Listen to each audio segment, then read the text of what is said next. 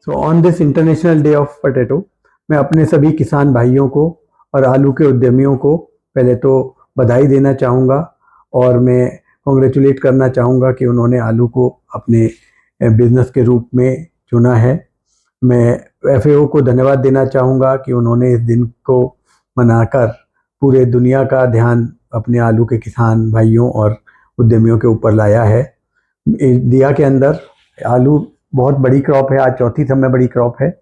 हम बार बार गेहूं की चावल की बात करके रह जाते हैं, पर सत्य यह है कि आलू की एक ऐसी फसल है जिसमें गवर्नमेंट के बिना कुछ सब्सिडी के, एमएसपी के, जो क्रॉप अपने आप से आप बढ़ रही है। और मैं ये भी बताना चाहूँगा कि ये सब में एफिशिएंट क्रॉप है पर डे प्रोडक्शन के हिसाब से, और ये क्रॉप है जिसका भविष्य बहुत ही उज्ज्वल है।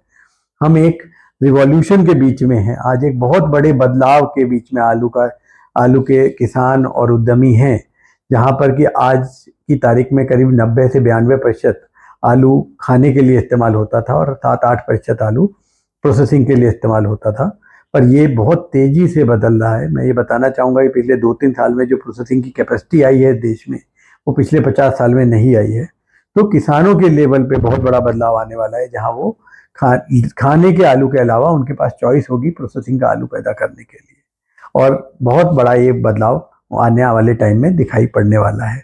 इसके अलावा एक और बहुत बड़ा बदलाव है जो सरकार की अच्छी नीतियों के कारण आया है, वो है कि किसानों के पास में बहुत सारी वैरायटियों की चॉइस आने वाली है।